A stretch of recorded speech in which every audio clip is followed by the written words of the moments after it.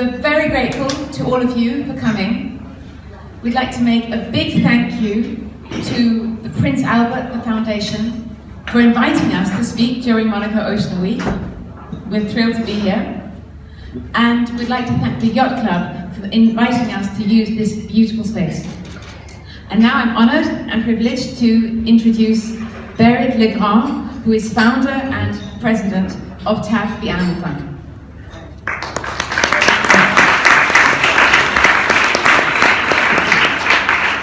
Thank you very much, everybody.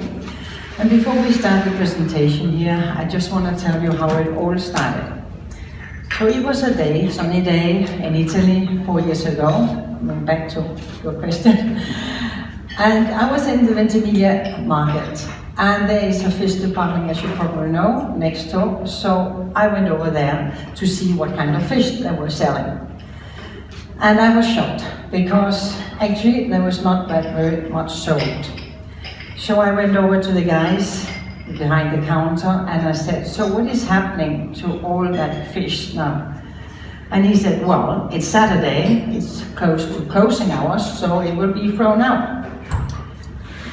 I was really shocked and sad, and I thought to myself, you know, who has miscalculated the amount of fish being sold, or had the greed just taken over? I went out, tears rolling down my cheek, and I was thinking, this is the time, I have to start. I have to do something about those environmental catastrophes we are facing. So this is 4 years ago, and we are here today, and I would like you just to show a little bit about who we are, what we are doing, and of course about the whales and the dolphins as well, because they are ultra important to our survival. So TAF, the Animal Fund, founded 2015, here in Monaco first, and then in France afterwards, and soon to be in England. And our mission is, of course, a super healthy ocean with an abundance of marine life. And we focus on whales and dolphins. We could have taken any other, because we are called the Animal Fund, but we have chosen those species, and I'll come back to why we have that. We could not do anything if we wouldn't have had all those wonderful volunteers, and also some among the public here. So I cannot thank those enough, because we have around 80 super volunteers, and those are the ones which are keeping it running to our more than 40 events per year and actions every week. So what is our mission? Well, 3 things, and this is to educate, communicate, and protect. We want to educate the public about the danger and the consequences of a dead and polluted ocean with no fish and no marine life. We want to communicate on all the environmental issues which we are facing, and that can be plastic pollution, which we are talking about here today, that can be overfishing, and that can also be all the animal ingredients you see in cosmetics, because those are in fact our 3 subgroups: overfishing, animal ingredients, cosmetics, and plastic pollution. And we want to protect, of course, the whales and the dolphins, because they are unfortunately victims of maltreatment and massacre still today, believe it or not, 2019. And they are also victims of course, the pollution. So we are not talking only about the plastic, of course. It can be all kinds of toxic pollution, it can be the sonar testing, and it, of course, the overfishing. So why is TAF aiming for a healthy ocean? Well, one thing, you would not be able to be here, you would not be able to do anything in life if you wouldn't have oxygen. And we know it comes from the trees, but a lot of people, when we do conference and presentation, they actually are not aware that the ocean gives us up to 85% of our oxygen. So without a healthy ocean, we will not have oxygen, and we will all not be here. So when we see that the ocean is suffering from the climate change, which we know of because we hear it every day, and the pollution, with all kinds of pollution, because there's also a lot of oil spill, toxic dumped into the ocean. It's not only plastic pollution, and the overfishing, and of course the massacre. Then we just have to act. And now I come back to the animals or the mammals which we are focusing on, because those are ultra important. I would say without them we wouldn't be able to breathe. Because you see, this picture over there is of course the whales you can see, and in between there is something floating. Does any of you know what that is? Fecal matter. Yes. Fecal matter. Feces or whale poo. Excellent. And actually, this is fertilizing the ocean. So all this fertilizing here is of course abundant for the plankton. So the more whales, the more plankton, and the more plankton, the more CO2 is absorbed, and the more oxygen is given to you. And I don't know anyone better to explain that than David Attenborough, our friend. And I don't know if you've seen that little 4 or 5 minutes film, but you have to see it. Then you will understand why we have to protect the whales and the dolphins, and the reason why we have chosen those.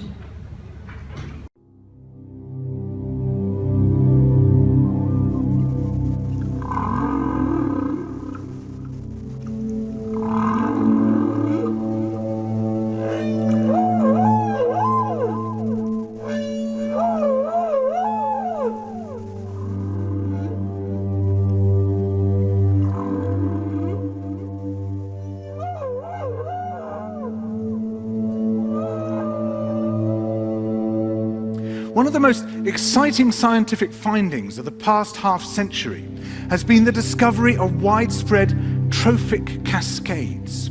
A trophic cascade is an ecological process which starts at the top of the food chain and tumbles all the way down to the bottom. We all know that whales eat fish and krill, and some people, certain politicians in Japan for instance, have argued that killing whales is good for human beings, as it boosts the food available for us to eat. And so you would think. But as the great whales declined, so did the numbers of fish and krill. It seems counterintuitive. Surely their numbers would rise as their major predators disappeared. But it now turns out that whales not only eat these animals, they also keep them alive. In fact, they help to sustain the entire living system of the ocean. Whales feed at depth in waters that are often pitch dark, and then they return to the surface, to the photic zone, where there's enough light for photosynthesis to happen. There they release what biologists call fecal plumes, vast outpourings of poo, poonamis. These plumes are rich in iron and nitrogen, nutrients which are often very scarce in the surface waters. And these nutrients fertilize the plant plankton that lives in the only place where plants can survive, the photic zone. Fertilizing the surface waters isn't the only thing the whales do. By plunging up and down through the water column, they also keep kicking the plankton back up into the photic zone, giving it more time to reproduce before it sinks into the abyss. Even today, though whale populations have been greatly reduced, the vertical mixing of water caused by movements of animals up and down through the column of the oceans is astonishingly roughly the same as the amount of mixing caused by all the world's wind and waves and tides. More plant plankton means more animal plankton, on which the larger creatures then feed. In other words, more whales means more fish and krill. But the story doesn't end here, because plant plankton not only feeds the animals of the sea, it also absorbs carbon dioxide from the atmosphere. When eventually it sinks to the ocean floor, it takes this carbon out of circulation down to a place where it remains for thousands of years. The more whales there are, the more plankton there is. The more plankton there is, the more carbon is drawn out of the air. when whales were at their historical populations, before great numbers of them were killed, it seems that they might have been responsible for removing tens of millions of tons of carbon from the atmosphere every year. Whales change the climate. The return of the great whales, if they're allowed to recover, could be seen as a benign form of geoengineering. It could undo some of the damage we've done, both to the living systems of the sea and to the atmosphere.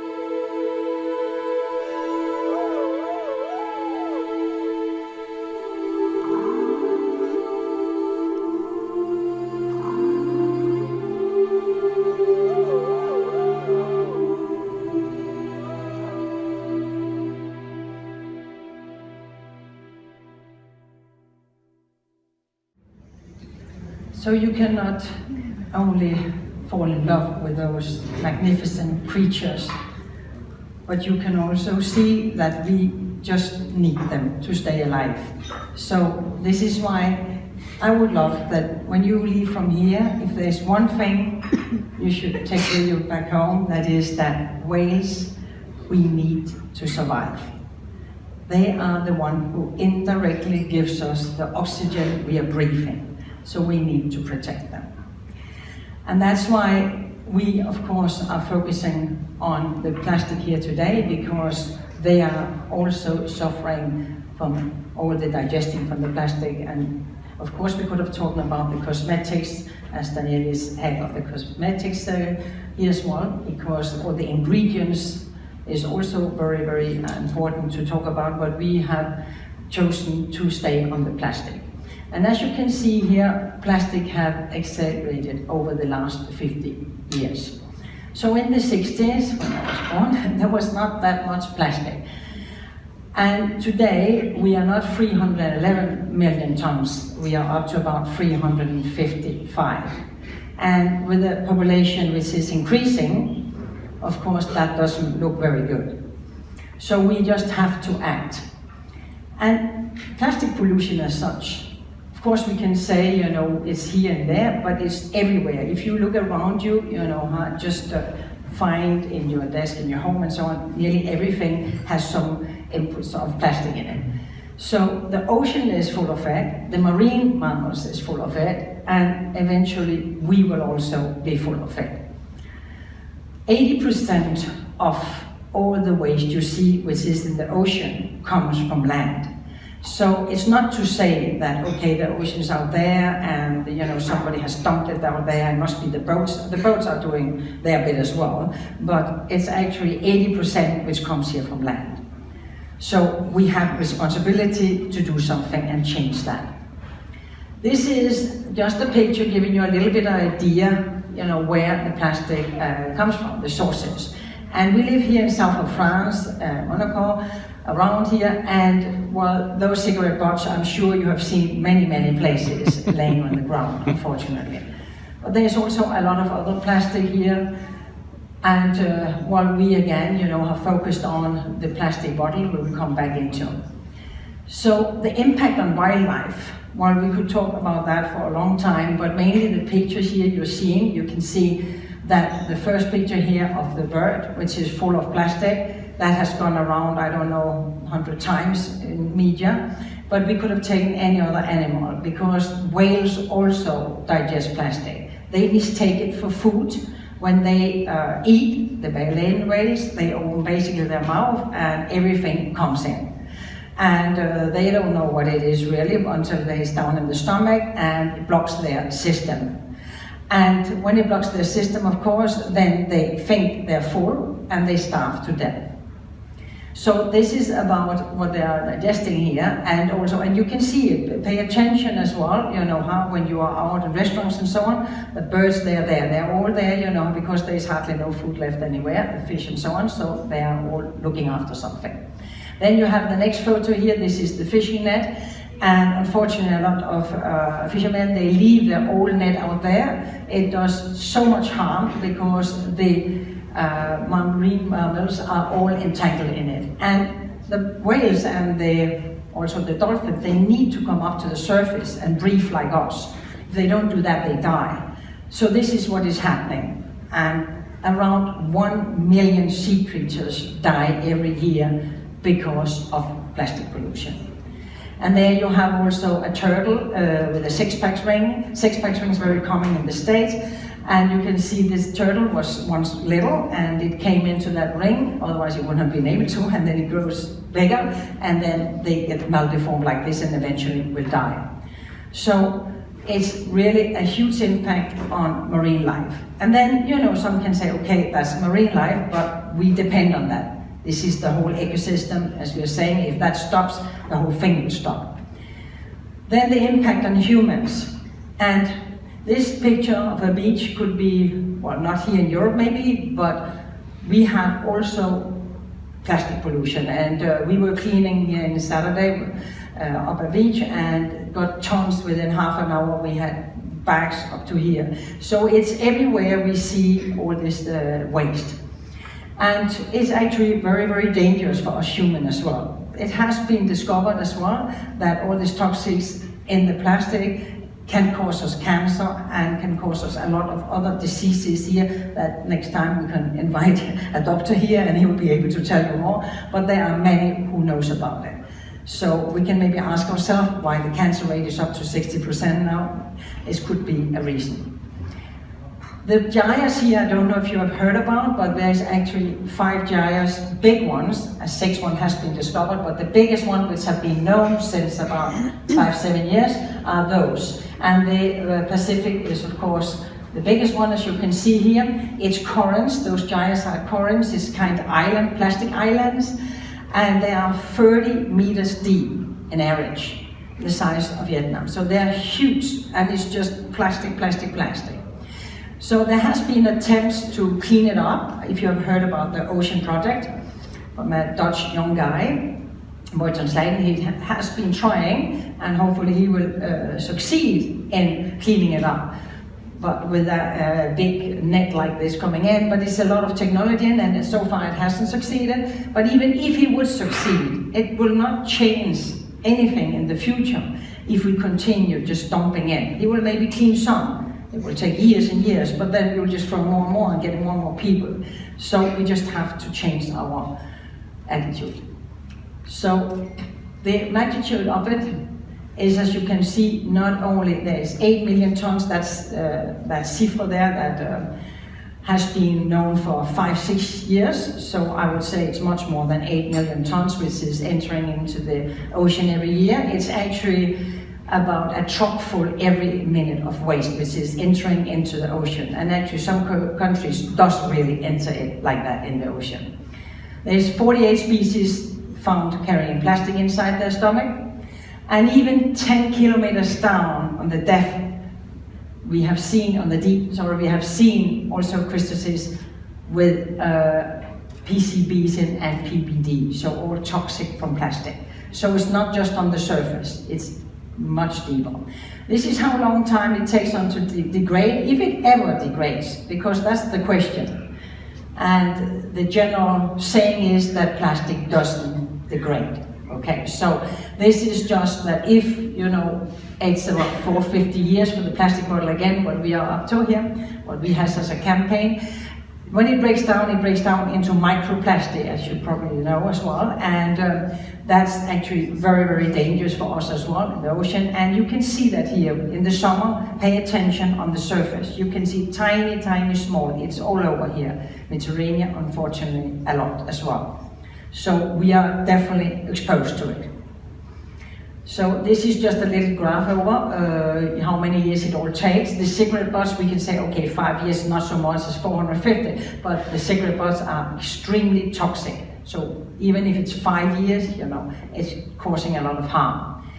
So our mission here with the plastic is that we want to really make sure that everybody understands that even though everybody talks about plastic pollution, the Sky News is on it, and they're all doing a fantastic work talking about the plastic pollution and so forth, and many groups have been set up, and you can say, okay, people are talking about it, it's getting solved, so, you know, that's okay, you know, it's getting solved, there's no problem, we can keep on partying, but actually, it's not the case, it's not the case, it's getting bigger and bigger.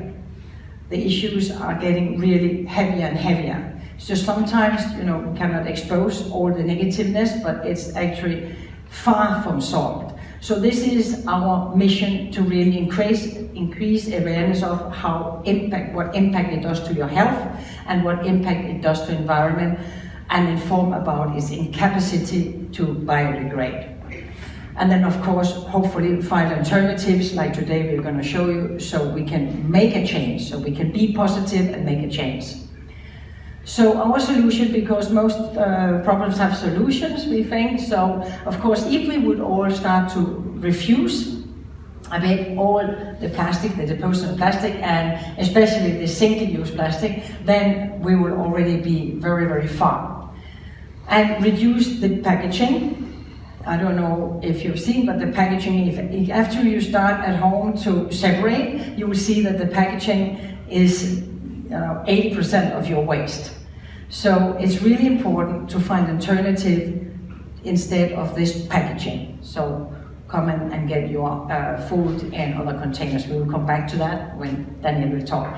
Reduce the non-toxic glass stainless steel is good, and recycle as much as you can.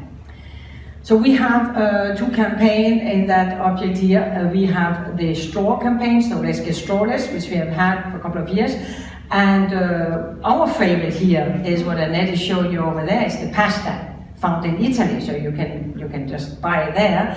And they're really nice to drink out of. And I prefer them personally towards the stainless steel. I know a lot of restaurants here in Monaco have now stainless steel, but they're really nice. And I'm glad to see that Monaco has now made forbidden to have the straws here, so that's good, and also the bags. Now we just need the bottles. And that is our next campaign here, that we want to stop the use of the plastic bottle.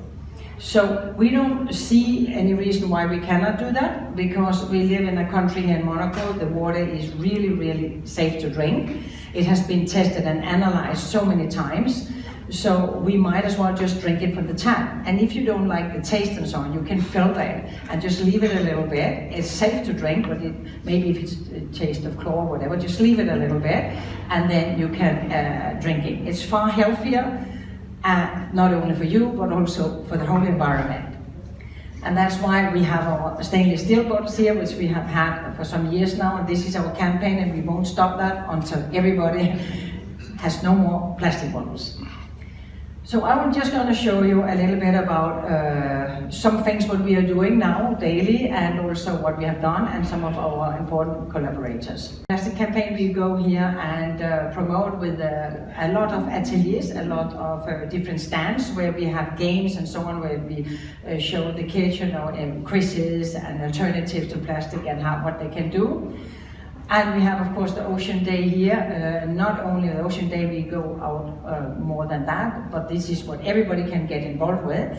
That we are picking up trash, of course, and that can be here as the beautiful young lady, can be on a paddleboard, or it can be in a kayak here.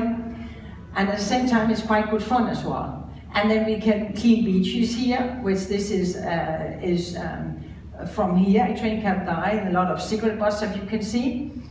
Or in Monton here, that is actually from Saturday, or we normally do big ones before the summer, and then after the summer, and then the smaller ones in smaller group during the year. And then we had the Valeton Run for the Ocean, which we will continue now here every year with Paula Radcliffe. We had that on Saturday, and a lot of you were invited as well. We were around 400, so that was really good, a lot of awareness. And especially lovely to see all the kids there, because they are the future. And coming back to the kids, that's all the stands we're having. So I show some pictures here from Monaco. So the no finish line, where they have also a couple of days here playing with the kids again, telling them here what to use instead, make sure that they understand that plastic is dangerous and what they have to do instead. And all the quizzes here, because a lot of times even the adults, they're not so aware about what actually damage the plastic can do. And here in Decathlon we have been there stamped with our stainless steel bottles, and I think also there are vision some solutions, so I'm happy that it can be an impact. And then back to our school education, because we are in schools every week. We work with 27 schools in Nice, and we work in Cap Martin, Monton and so forth. And those age group we have at the moment are from 8 to 10, but we also are working with Yacht University that I send other age groups as well. But they're so cute, it's so lovely, because they take it all in and they're actually very aware of a lot of things. And the point for us is not to go home to say to the parents, don't eat fish because there's microplastic in the fish. But yeah, maybe just a little bit, to tell them that their mom and dad actually, if they smoke, they should take the cigarette butts away or so forth. So it's just to tell you. And then we have those two partners, and you can see the six-pack rings we were talking about before. This brewery is the only one in the world who have invented an edible six-pack ring, and we got partner a couple of years ago. And so you can see, instead of this turtle here, they have invented this. This is out of barley and wheat. It's a fantastic brew. They have really good beers as well. But this invention here is phenomenal, and all breweries will adapt that now. Corona Beer is the first one who is now using the edible six-pack ring. Our next partner here is 4Ocean, and you might have seen them. They are all over in the media, bracelets like this, And this is just perfect, because they understood something very, very intelligent, that they could make money out of this plastic pollution. So those two guys, Alex and Andrew, who is the founder of the company, they went to Bali, they saw all the plastic in the ocean, and they asked the fisherman, why are you not picking it up? And the fisherman said, no, there's no money in that, there's money in fish, but no plastic. And then they back home, they went to Boca Raton in Florida, and they said, we're gonna make money out of that. So it's a company, it's not an association, and in 2 years, they have made $16 million selling bracelets. They didn't make caps or hats or so on. They thought cleverly, because you don't take it off. You swim with it, you do whatever. And it's made, of course, of recycled plastic. So the whole point is you buy one and you take a pound of plastic away. That is the whole point of it. So now I hope that you have seen a little bit of what we are doing and understand about the whales, how important it is. And I will take you over to Daniela Gang, the vendor here, who flew in this morning. It's her birthday as well.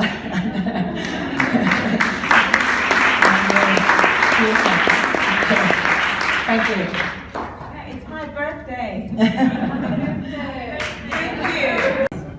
So I hope you all know that by showing up and being here today, we are hoping that you will all become ocean ambassadors and TAF ambassadors, and show all the people around you, your family and your friends, how to dramatically reduce the amount of plastic you use in your life. And to help you get started with this, Berit has invited me to show you how you can easily reduce the amount of plastic you use every single day. So you get up in the morning, you get in the shower, and you start singing. Well, and you use soap. So the two soaps to the left, one is in a big plastic bottle that takes over 500 years to decompose. The other one is in a plastic bag that takes at least 300 years to decompose. And usually the bottle stuff is also far richer in chemicals than a bar of soap, which uses no plastic at all and tends to be made of lovely ingredients with shea butter and essential oils and things that are actually good for you. So buy bar soap and do not buy soap in bottles, please. Deodorant. Finished your shower and now you put on some deo. Now, again, the deodorant in bottles is in containers that take many hundreds of years to decompose. But it's not just that. Usually, conventional deodorants contain a number of toxic chemicals. They contain endocrine disruptors, they contain parabens, and they're rich in aluminium, all of which are easily absorbed by the lymph nodes under our arms and have been linked to rapidly, scarily rising rates of cancer. Toothbrushes. So quick pop quiz. How many toothbrushes do you think you will use through your entire life? Assuming you live to a ripe old age, 80 or 90. Any guesses? How many toothbrushes over your lifetime? 50, 100, 200? More than 400. Between 6 a year. Between 300 and 400. Yes. So how great to make those out of wood, which is completely biodegradable, than out of plastic, which is likely to end up in a whale's tummy and make him very sick. We have good teeth. Sorry. Shampoo, conditioner, they're also in huge plastic bottles and full of chemicals. When in fact, nowadays there are more and more beautifully 100% organic shampoo bars and conditioner bars, which are again full of butters and plant extracts and essential oils, and will improve the condition of your hair far better than the conventional big brands in plastic bottles. So look online. Online you can find lots of great shampoo bars that are great for you and good for the sea. Body cream. Now this is a really important one and close to my heart, being in the cosmetics world, as your skin absorbs almost everything you put on it. And about 50 years ago, they used to find about 80 detectable chemicals in the human body. Now it's over 300. So you need to reduce the amount of chemicals you put in your body and also in your body lotion. And one of the easiest ways is to only use 100% organic, 100% natural ingredients like coconut oil, which you can see here in a glass container, olive oil, shea butter. There are an unlimited number of 100% organic ingredients that do not harm the ocean and do not harm you. But the conventional body lotion will probably contain a significant number of chemicals that you will absorb, and of course the container dramatically damages the ocean. And we haven't got a slide in for sun cream, but I must say a couple of words about sun cream. Sun cream can be even more toxic for the ocean than body butter. It contains quite a few chemicals that have been linked to poisoning of fish and to widespread bleaching of coral. There are amazing plant ingredients that are UV protective, that are anti-cancer, and that are 100% safe for the ocean. We have obviously products at Danielle de Winter, but there's lots available online if you just look. So steer clear, please, of synthetic sunscreen. It's possibly no coincidence that the rate of skin cancer has increased every year in the last 40 years in line with the use of sun cream. If conventional sun cream was so great, why would skin cancer keep going up? Cotton pads. Mainly women, but nowadays I guess men as well, use masses of these every day and every year. And they take up to 40 years to degrade. And cotton, if it's not organically grown, is one of the most toxic plant ingredients or plants out there, because the cotton plant is like candy floss for insects. They love it. And so to stop insects eating it, the farmers spray masses of pesticide, masses of herbicide, which is very rich in glyphosate and other very toxic chemicals, onto the cotton. So even when it decomposes, it leaches all those chemicals into the sea and into the environment. Instead, you can use 100% reusable organic makeup pads. They're made of corn. No, They're organically grown. What are they made of? well, they are organic cotton. So they're cotton, but they're organic cotton, so grown without the herbicides and without the pesticides. Pumice stones, again, why buy one that will biodegrade in over 400 or 500 years when you can buy a 100% natural wooden one? Cotton buds. It's anybody's guess how many hundreds of billions people dispose into the environment and into the ocean every year, and how many end up in turtles and seabirds. So we have 100% organic bamboo cotton buds that decompose naturally. So please make sure you don't buy any plastic ones anymore.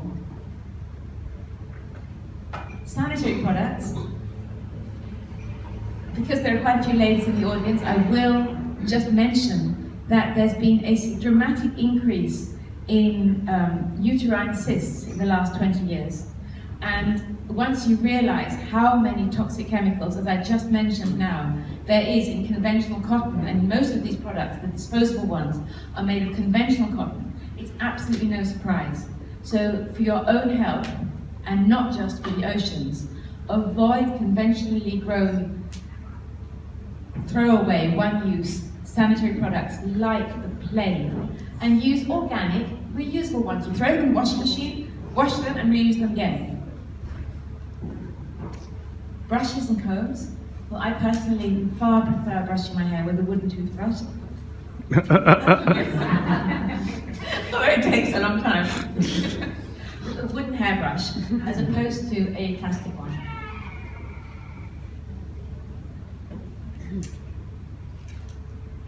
Razors. Again, how many disposable razors do you think people use? On average, any guesses? Well, on average, we use one every 2 weeks. I would think it's more than that. And if you multiply that by, let's say, 39,000 people estimated to live in Monaco, that means we would throw away around 1 million disposable razors every year. 1 million a year. Entirely unnecessarily, because we can use the real thing, which gives a much better shape. Dental floss, again, there's no need whatsoever to buy the plastic floss or the plastic packaging, because we have 100% corn-based dental floss in a glass bottle, which is completely recyclable, and you just buy, you can refill the glass bottle, so you actually only ever need to buy one bottle. Moving on from your bathroom to the kitchen, only please buy tea bags that are paper and have zero plastic packaging.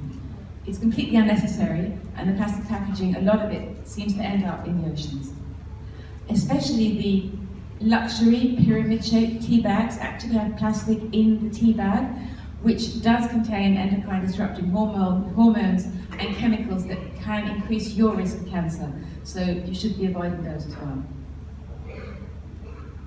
Kitchen cloths, be creative. Use an old towel, chop it up, instead of using these plastic things. Kitchen brushes, same thing. Cooking utensils.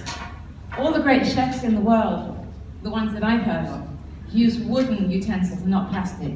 The plastic ones can actually leach chemicals into your food at heat, which isn't very good for you or for your family. And they look better in your kitchen. Now, for foods that we buy, nowadays there are more and more eco supermarkets that either sell food bulk, so you actually just bring your own paper bags or your own containers and fill your grains and your nuts and your pasta into your own container, or buy them in 100% vegetable, plastic-free packaging. And at worst, leave all plastic packaging that you buy in the supermarket. If everybody does that and they start to get mountains of packaging by their checkouts, they should soon get the message. Food wrap. Again, there's gorgeous, this is called bees wrap, but there's gorgeous reusable, washable food wrap that is completely sustainable and ecological. And aluminium foil and cling wrap are both very unhealthy for us. They both contain carcinogenic ingredients and they choke fish. Food containers, same thing. Food tastes much better in glass. So just try and avoid the plastic packaging. Now on the go, shopping bags. Apparently there are over 500 million single-use shopping bags used every year. 500 million, most of which end up in streets, landfill, and many of them end up in the ocean. So instead, use a beautiful TAF, save the dolphins and whales, cotton organic fab, which is much stronger as well, by the way, than the plastic ones. It won't rip. Same thing for veggie and fruit. I like to actually save my brown paper bags and just take them back to the vegetable shop again. But if not, there are wonderful 100% natural bags made of organic plant fiber. Pegs. Oh, my grandmother always used wooden clothes pegs. So now after all those years, it turns out Granny was right. Use wooden pegs. Straws, as Berit was saying, the world is absolutely littered with plastic straws, but it's fantastic that Monaco and quite a few EU countries have now made laws to outlaw plastic straws. There are beautiful pasta alternatives, beautiful bamboo alternatives, and you can also get them out of paper or out of stainless steel. Six-pack rings. So how many of you have seen the movie Happy Feet? Well, it's a cute, very cute kids movie where a very, very cute, clever penguin gets choked by sticking his head into a six-pack ring, rather like Berit's turtle. So if you buy 100% edible, biodegradable ones, you will stop penguins from choking. Mugs. Now this is an interesting one. I was in London the other day and I read in the paper that over 2.5 billion single-use coffee mugs are actually thrown away in the UK every year. Almost none of them are recycled. 99%, over 99% of all single-use coffee mugs in the UK are not recycled because they're a combination of cardboard that's lined with plastic. It's apparently very hard to recycle. So they're far worse for the environment than we may have thought. Also, the plastic lid you will have on a single-use one contains a rather toxic combination of endocrine-disrupting, cancer-boosting chemicals that will leach beautifully into your tea or coffee when the hot steam from your drink rises onto the plastic, dissolves some of those ingredients, and then they drop back into your cup. So there are many reasons to avoid single-use coffee cups like the plague and buy a lovely one. This one's made of bamboo. There are great stainless steel ones as well, which keep your drink far hotter or cooler and avoid these mountains of waste. Water bottles. Water bottles are one of the worst environmental culprits, in my opinion. It takes over 6 litres of precious water to produce just one bottle to carry 1 litre of bottled water. 6 litres of precious water for 1 litre in plastic, which contains also those, endocrine disrupting phthalates and stuff, and which usually ends up in the oceans or in our landfill. And an estimated 200 billion single-use plastic bottles are thrown away every year. It's hard to get your mind around the amount. 200 billion every year. And we could stop. We could all stop this year if we really decided we were going to. So, to summarize, 10 tips before you go. Always carry a reusable drinking bottle. The TAF ones are the most beautiful. Carry a canvas bag with you for your shopping. Refill your own glass containers. Say absolutely no to single-use plastic straws or plastic cutlery. Exchange your liquid soaps and shampoos for bars. Choose sustainable alternatives, always, to single-use plastic. Encourage your local government to provide more water fountains, which is important so that the actual non-water bottle system works. Join a marine conservation group. Take part in beach or street cleanups. And share these trips with your friends. It's estimated that if we don't take urgent action, in a couple of decades there will be a lot more plastic in the oceans than fish. And as Berit mentioned, our oceans will start to become dead. So we have no time. We need a change of attitude and swift action to save our marine life. Thank you.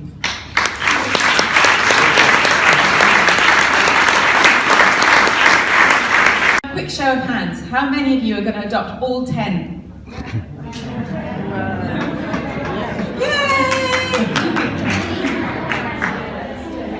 Thank you very much to Danielle, and I hope that you got a lot of tips here, so you can go home and say, okay, well, we're going to do that, we're going to do that. So at least that you can implement some of those items, 25 items we have taken here today. We could have taken a lot more, of course, because there's every day home, you have many items, you can choose your alternatives. But those were what we thought came into our mind when we wake up in the morning and go in the kitchen as we talk. So please implement just one, please. Just one when you now go home.